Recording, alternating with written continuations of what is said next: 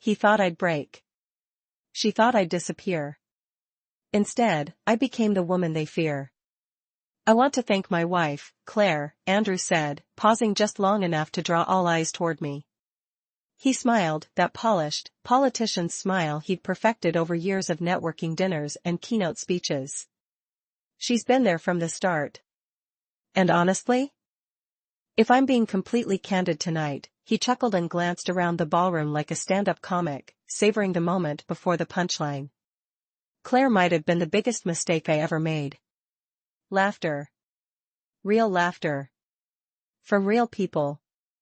Adults in designer gowns and tailored tuxedos, sipping $100 wine while clapping along to my public unmaking. I didn't move. I didn't blink. I didn't even breathe. I just sat there, hands folded neatly in my lap, lips gently curved in a smile so practiced it had muscle memory. The kind of smile you give when your soul's packed its bags and left, but your body's still got good posture. Andrew kept going, clearly loving the spotlight. But hey, we all need one big mistake to teach us something, right? More laughter. Someone whistled.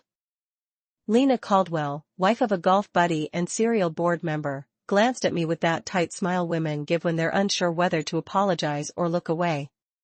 She looked away. That was the moment. The precise, surgical moment when something inside me went still. I wasn't sad. I wasn't shocked. I was done. Done with Andrew. Done with the game. Done being the silent scaffolding holding up a monument he insisted on building in only his name. They say betrayal cuts deepest when it comes from someone you trust, someone you built a life with. But that's not entirely true. The betrayal hurts, yes. But it's the applause that follows it that carves you open. In that ballroom, beneath crystal chandeliers and overdesigned centerpieces, I heard that applause loud and clear. He'd rehearsed that line. He wanted it to land. And it did. But what no one in that glittering crowd knew was that I had come prepared. On my lap sat a small leather clutch. Harmless looking. Fashionable. Inside were 15 years of receipts. Screenshots. Invoices. Drafts. Wire transfers. Strategy documents. Originals. All with metadata, dates, fingerprints that pointed straight to me.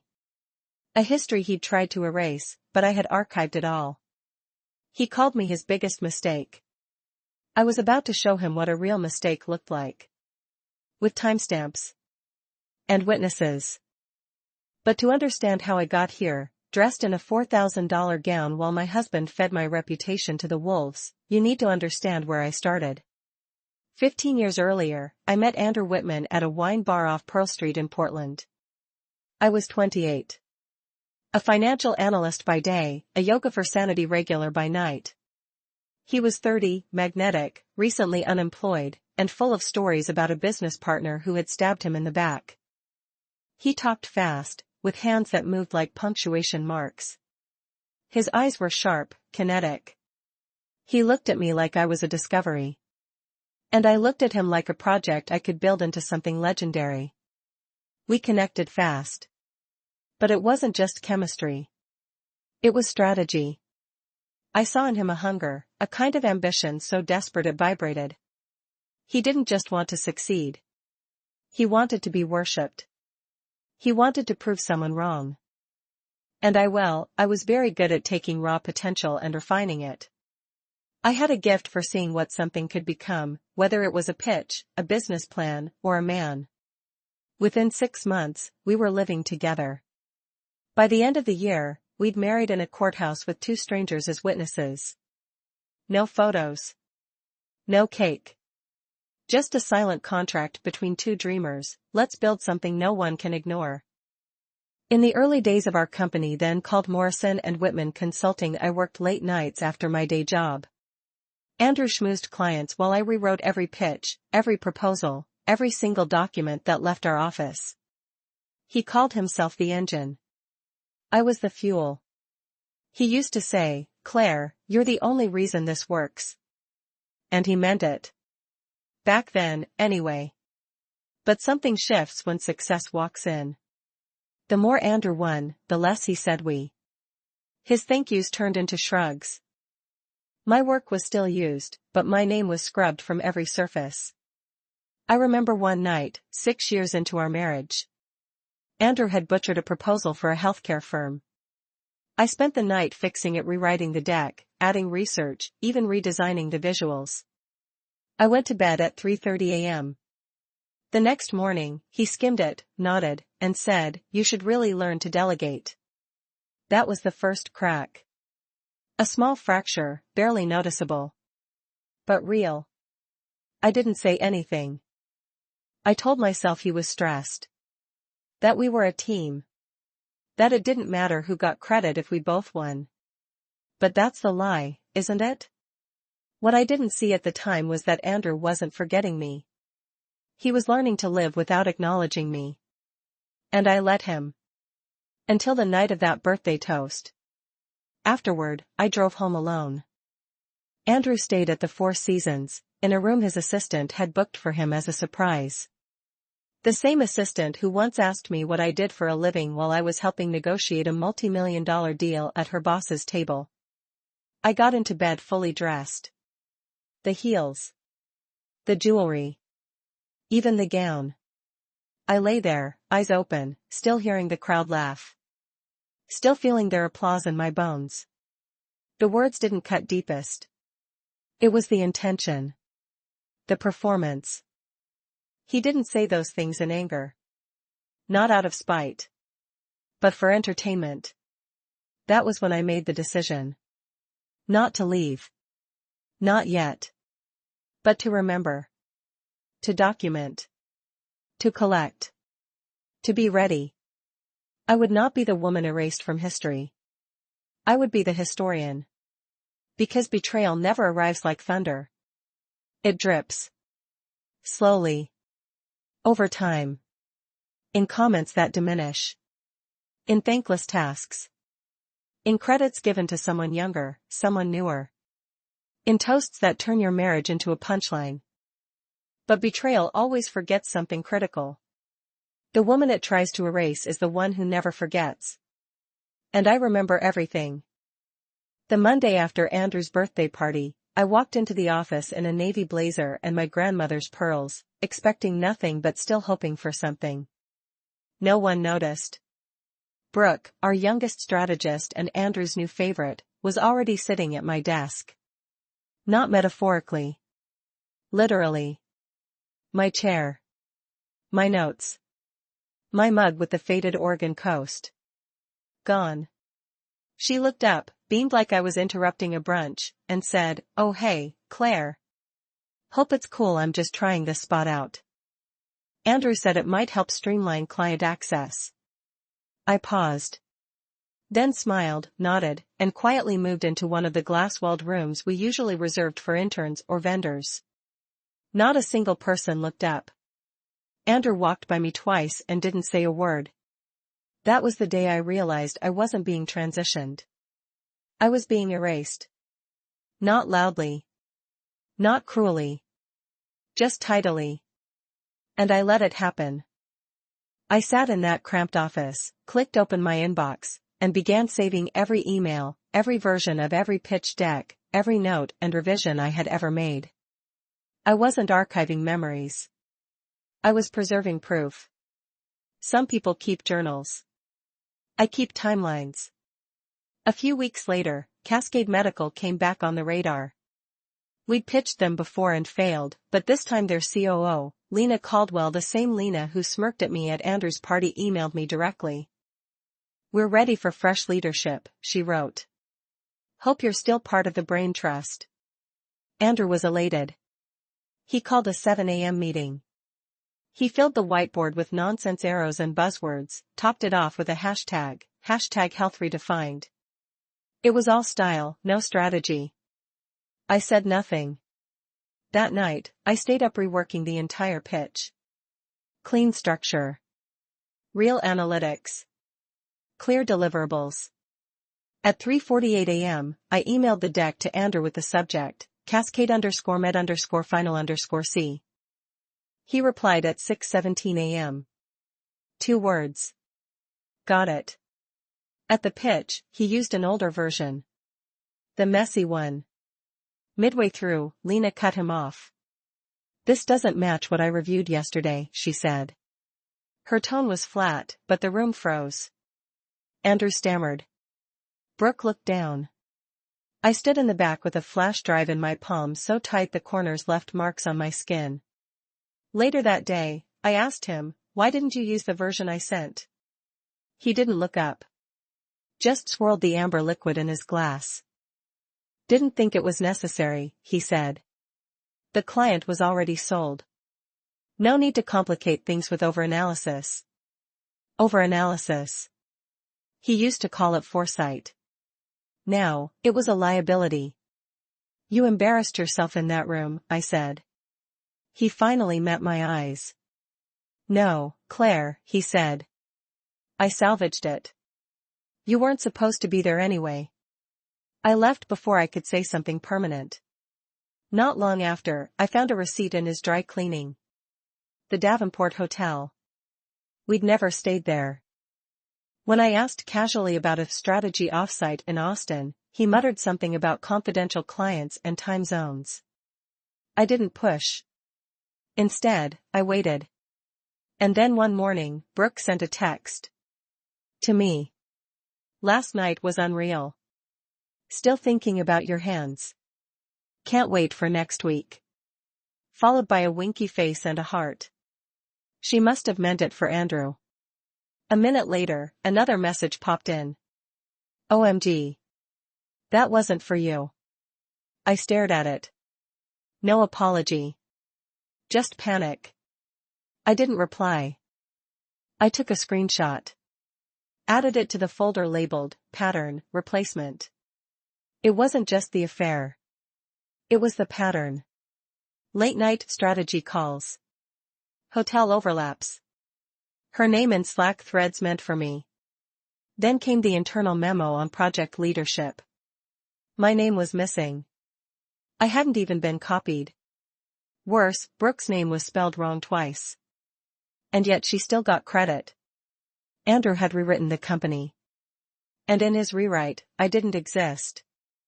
I started looking for an attorney. Not to sue. Not yet. Just to know my options. The final straw came quietly. Andrew called an all-hands to prep for Q4. Everyone was there, even the intern I'd personally hired 2 weeks earlier. Andrew stood tall, confident, praising innovation, quoting metrics I'd spent all weekend validating. He didn't mention me once. Instead, he said, Brooke led the back-end review this quarter. Exceptional insight. Brooke smiled like someone who'd just been knighted. I clapped, too. Quietly.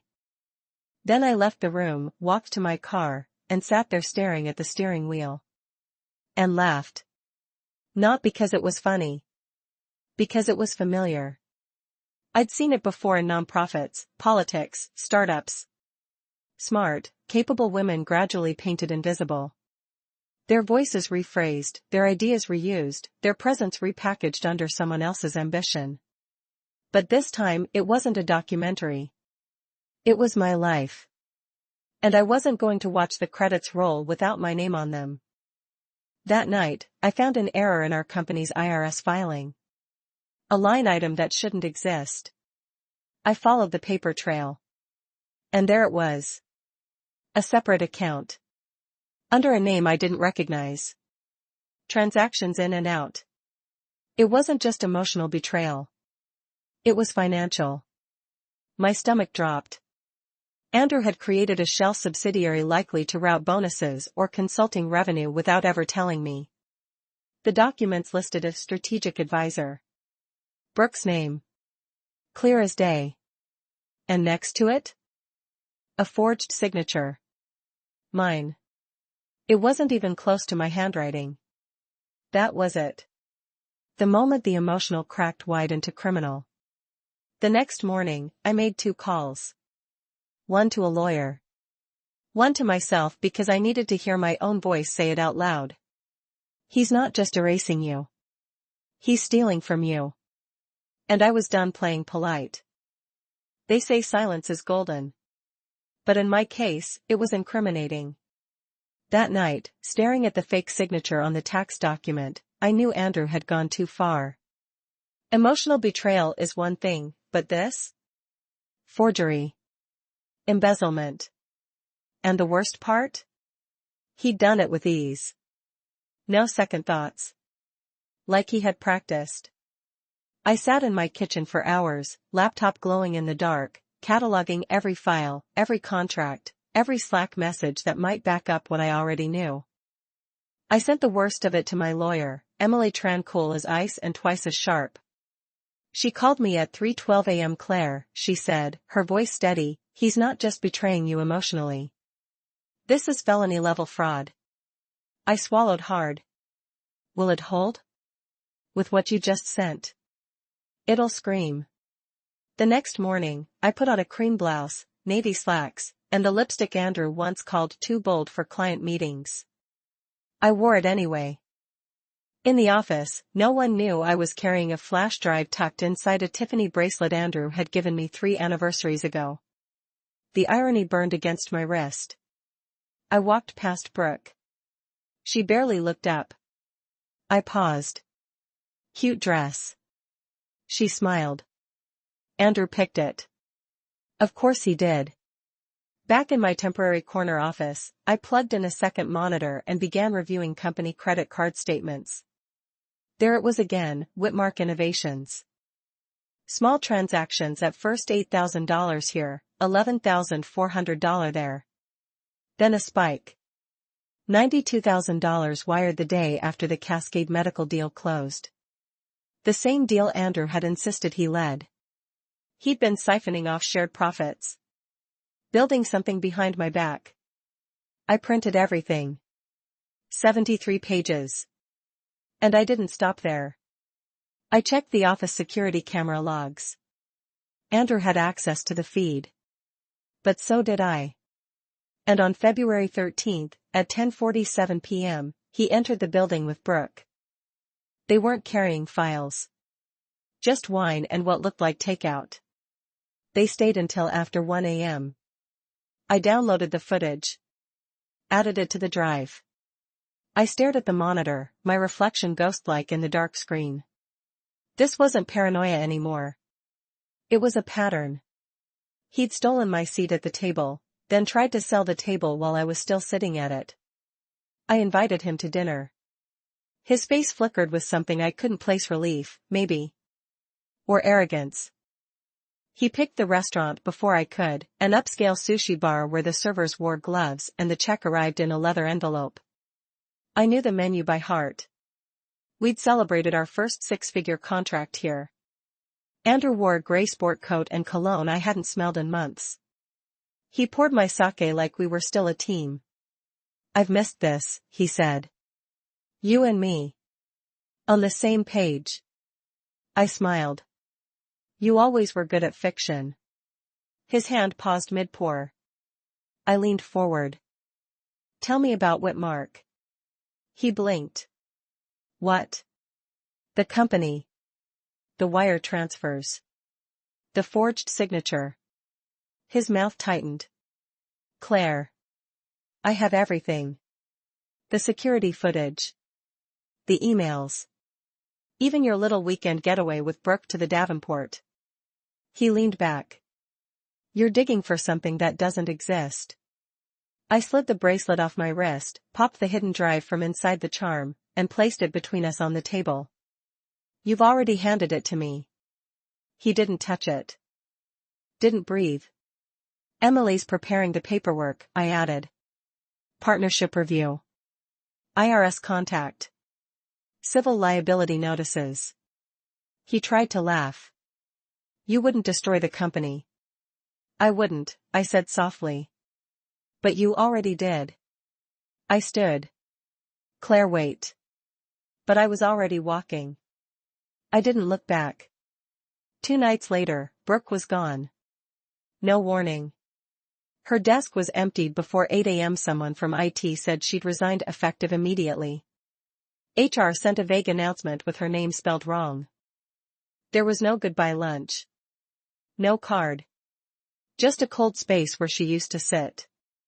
Andrew didn't mention her. But he didn't look anyone in the eye either. That afternoon, my phone rang. Unknown number.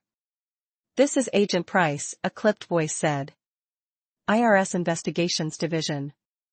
We received a packet of documents forwarded anonymously. We'd like to ask you a few questions regarding Whitmark Innovations." I leaned back in my chair. "I'll have my attorney call you." Within a week, Andrew was taking a personal leave of absence. The board tried to frame it as a mutual decision. But the truth was clear. They had seen the footage. The bank activity. And worse, they'd seen the quiet fury behind my return. I wasn't looking for revenge. I was reclaiming what was already mine. I restructured the leadership team. Promoted smart, overlooked women. Brought in a DEI consultant. Changed our maternity policy. I even rehired 2 brilliant former strategists Andrew had let go when they challenged him in meetings. And I cleaned house. Financially, ethically, structurally. I met with every client he'd handled. Told them the truth without naming names. Every one of them stayed. Every single one. One night, weeks later, I was locking up when I noticed something wedged in my office doorframe. An envelope. No name. No return address. Inside, a photo of Andrew and me, smiling. Dated 5 years ago. The night we signed our first client. On the back, in his handwriting, "I lost more than the company." I stared at it. Then I fed it through the shredder. Sometimes, I still hear the echoes. The party. The laughter. The moment my name was a joke to the people I once trusted. But now, I hear something else, too. My voice. Firm. Clear. Unshaken. This wasn't just a comeback. This was a reckoning. And I was just getting started. Power doesn't feel like fire. It feels like quiet. After Andrew's fall, I thought I'd feel vindicated. Triumphant. Maybe even euphoric. But instead, there was stillness. The kind that settles in a room after a slammed door. After a scream that empties you out. The office felt different. People spoke softer. Looked over their shoulders more. And me? I felt like I'd stepped into someone else's life. One where I was the woman who burned everything down to build something better. But at night, I still couldn't sleep. I'd lie in bed staring at the ceiling fan, wondering, did I win? Or did I just survive? Because sometimes those feel dangerously close. 2 weeks after Andrew's leave of absence, the board offered me a formal promotion, Chief Executive Officer. No qualifiers. No interim. Just mine. I didn't say yes right away. I went home that night, sat on my porch with a glass of wine, and pulled out a legal pad. I made 2 columns. On one side, what I built. On the other, what I've lost. Under built, I wrote. 42 clients retained. 3 rehires. 2 fraud investigations launched. My name on the door. Under lost, I paused. Then wrote. Him. Years. Trust. And at the very bottom. The version of me who tolerated less. I accepted the offer the next morning. There was no ceremony. Just an email from HR and a new nameplate on my office door. Claire Walker, CEO. I stared at it longer than I should have. It felt earned. But not joyful. Like crossing a marathon finish line with blood in your shoe. That same week, I got a call from my mother. She rarely calls without texting first. "Sweetheart," she said, "I heard from Diane Andrews' aunt. He's staying in Denver. Some rehab center for high-functioning execs.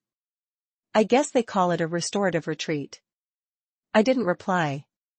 She sighed. "I know what he did. I'm not excusing it. But I figured you should know." I thanked her and hung up. I didn't want to know. I wanted distance. Closure. Something less complicated than pity. But guilt doesn't come with a manual. It just shows up, uninvited, and asks for a place to sleep. At work, things kept moving. Brooke filed a wrongful termination claim. My lawyer called it frivolous. Still, it made the rounds on the whisper networks. People speculated, filled in blanks we never intended to write. Did she really forge a signature? Was Claire behind the IRS stuff? Do you think Andrew will sue? I ignored it all. Publicly. Privately, I recorded everything. Calls. Emails. Slack threads. Not because I was paranoid but because I knew better now. Truth isn't always louder than rumor. Sometimes it needs a microphone. Then came the gala. Our firm had been nominated for a national award in innovation strategy. Andrew had dreamed of that trophy for years. I'd always thought it was overhyped. But now, it was mine. I stood at the podium in a navy satin dress, heels pinching, heart steady. The ballroom was packed with old clients, new competitors, journalists, and one very familiar face in the back. Andrew. His hair was longer. His suit a shade too loose. He didn't smile. Didn't flinch. Just watched. I turned back to the mic. This award isn't about brilliance, I said. It's about resilience. About rebuilding. And about choosing integrity when it's harder than compromise. No applause break. Just a beat of thick, heavy silence. Then clapping. A few. Then many. I stepped off stage without looking back. But I knew he was gone. Weeks passed. One night, I was cleaning out an old file drawer when I found a birthday card. It was from Andrew. Dated 3 years ago. Inside, in his loopy cursive. To my North Star. Even when we're lost, you guide me home. I stared at it. Then I shredded it.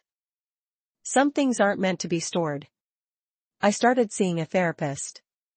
Not because I felt broken but because I wanted to understand how I had allowed myself to stay invisible for so long. To be rewritten in my own story. Dr. Harris was patient. Sharp. The kind of woman who wore sneakers with tailored pants and made it work. You didn't stay because you were weak, she told me one session. You stayed because you believed it would get better. That's not delusion. That's hope. And hope isn't the enemy. Silence is. That line stuck with me. So I stopped being silent. I gave talks. Wrote op-eds. Not about Andrew, but about being a woman in leadership. About what it costs. How it feels to be clapped for after someone tried to steal your voice. People reached out. Women I didn't know. Men who said they saw their wives in my words. A 20-something intern sent me an email that ended with, "You made me believe I can lead without asking permission." I printed that one out. It sits on my desk. Then one evening, a courier showed up with a manila envelope. No return address. Just my name in block letters. Inside. A signed confession from Andrew. A formal withdrawal of ownership claims. A handwritten note. I was wrong. I see it now. I won't fight what's already yours. No apology. Just facts. I forwarded it to Emily. Then I sat in the quiet and let it wash over me, not relief, not triumph. Just truth. And sometimes, that's enough. Now, when people ask me how I rose above the betrayal, I don't give them sound bites. I tell them I didn't. I went through it. I crawled, cried, screamed into pillows. I lost sleep. I lost time. I lost who I thought I was. But eventually, I found something better. Not a newer version. Just a truer one. And maybe that's the point of breaking. You don't rise above. You rise through. The moment I read the words internal ethics investigation in an email not meant for me, I knew the storm wasn't over. It was 6:47 p.m. on a Thursday. I was still at the office, staring down a half-eaten salad and a project pitch due the next morning. The email came from someone in legal, accidentally CCing me on a thread meant for our general counsel.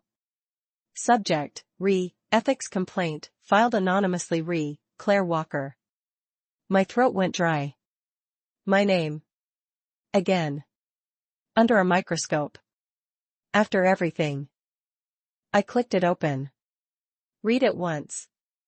Then again. Allegations of manipulation, retaliation, abuse of power. Filed. Against. Me. Not Andrew. Not Brooke. Me. I sat still, my hands numb. I had spent months fighting to reclaim my name, my position, my company. And now someone was accusing me of becoming the very thing I fought against. The next morning, I walked into the boardroom early. I asked for 15 minutes. They gave me 7. I didn't defend myself, not at first. I didn't want to sound rehearsed. I wanted to sound real. Power doesn't corrupt, I told them. It reveals.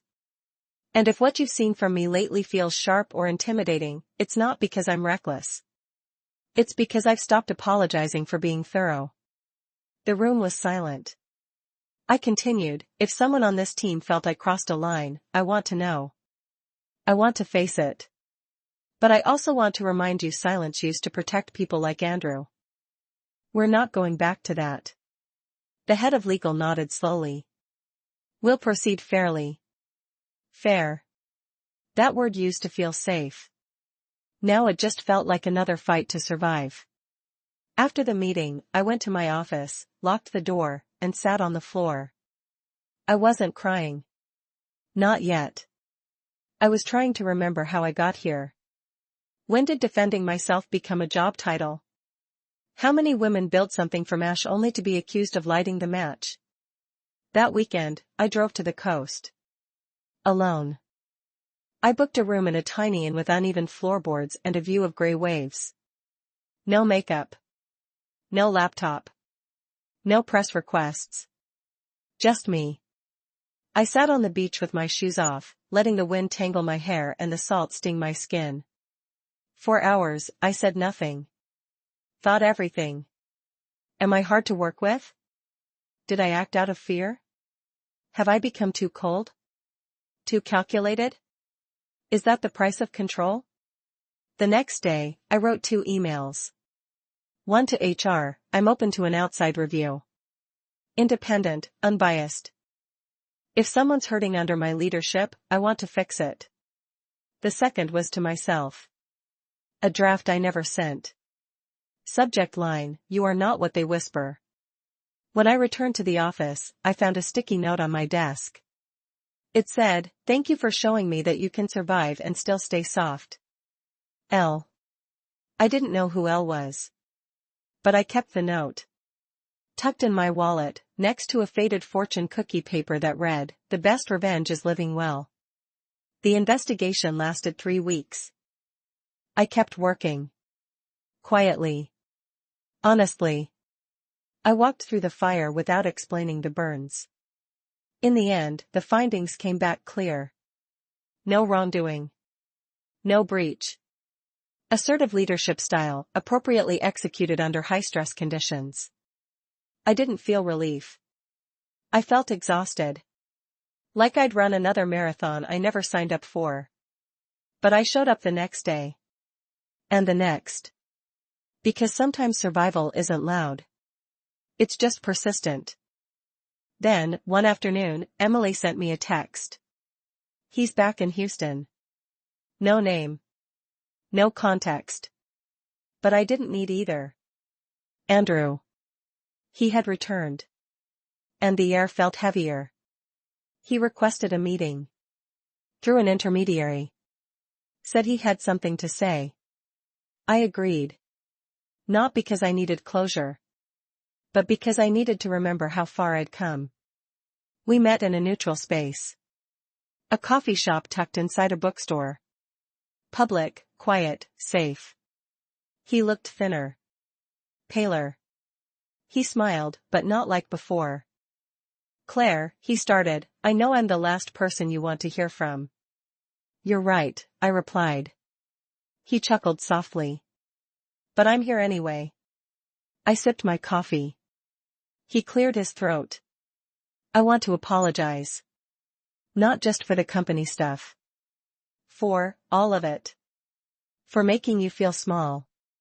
For making you question your worth. I stared at him. Waiting. He took a breath. I'd been in therapy. Rehab. Reflection. Whatever name you want to give it. But the truth is I hurt you because I hated how much I depended on you. I resented your strength. And there it was. Not redemption. But recognition. I nodded slowly. Thank you. He looked surprised. That's it? I don't need you to suffer, Andrew, I said. I just need you to stay gone. He nodded. Fair. I walked out into the afternoon sun feeling something I hadn't felt in months. Light. Not because he apologized. But because I no longer needed it.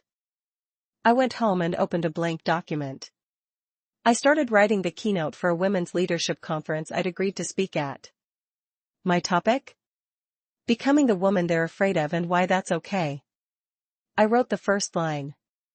They won't always clap for you. Clap anyway. If you've ever been the villain in someone else's redemption story, or the hero in your own quiet war, tell me, which part was harder? Walking away? Or staying true to yourself when no one believed you? I'm listening. I always am. If this story moved you, leave a comment below. Have you ever had to rise through betrayal? I'd love to hear your voice.